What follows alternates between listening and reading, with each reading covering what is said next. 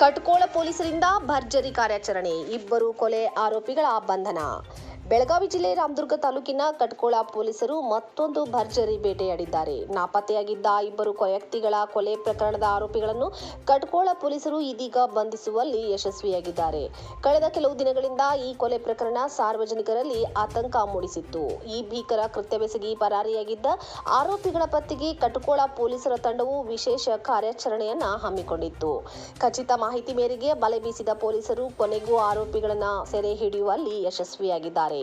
ಯಮನಪ್ಪ ರಾಮಪ್ಪ ಗುಡ್ದಪ್ಪನವರ್ ಇವನಿಗೆ ದಿನಾಂಕ 31/5/2026 ಮಧ್ಯರಾತ್ರಿ ಪ್ರಧಾನಪ್ಪ ದುರ್ಗಪ್ಪ ಪಾತ್ರೋಡ್ ಮತ್ತು ರಮೇಶ್ ಕಾಮಪ್ಪ ಮೇತ್ರಿ ಇವರು ಕಲ್ಲು ಮತ್ತು ಹರಿತವಾದ ಆಯುಧದಿಂದ ಬಲಗಡೆ ಕಿವಿಯ ಮೇಲಬಾಜು, ಬಲಗಣ್ಣಿನ ಹುಬ್ಬಿನ ಮೇಲೆ, ತಲೆಯ ಎಡಗಡೆ ಹಿಂದಿನ ಬಾಜು ಗಾಯಪಡಿಸಿ ಬಲಗೈ ಮೊಣಕೈ ಹತ್ತಿರ ಹಾಗೂ ಬಲಗಡೆ ಬಾಜು ಹೊಟ್ಟೆಯ ಮೇಲೆ 3 ಕಡೆ ಚುಚ್ಚಿ ಕೊಲೆ ಮಾಡಿದ್ದಾರೆ. ಬೆಳಗಾವಿ ಜಿಲ್ಲೆ ಐಪಿಎಸ್ ಎಸ್ಪಿ ಕೆ ರಾಮರಾಜನ್ ಇವರ ಮಾರ್ಗದರ್ಶನದಲ್ಲಿ ಆರ್ಬಿ ಬಸರಗಿ, ಹೆಚ್ಚುವರಿ ಎಸ್ಪಿ ಚಿದಂಬರ ಮಡಿವಾಳ, ಡಿಎಸ್ಪಿ ರಾಮದುರ್ಗ ಉಪವಿಭಾಗ ಮತ್ತು ವಿನಾಯಕ್ ಬಡಗೇರ್ ಸಿಪಿಐ ರಾಮದುರ್ಗ ಇವರ ನೇತೃತ್ವದಲ್ಲಿ ಕಟ್ಕೋಳ ಪೊಲೀಸ್ ಠಾಣೆಯ ಪಿಎಸ್ಐ ರವರಾದ ಬಸವರಾಜ ಕೊಣ್ಣೂರ್, ನುರಿತ ಅಪರಾಧ ವಿಭಾಗದ ಸಿಬ್ಬಂದಿ ಇವರ ತಂಡವನ್ನು ರಚಿಸಿ ಕೊಲೆ ಆರೋಪಿಯನ್ನು ಬಂಧಿಸಿದ್ದಾರೆ.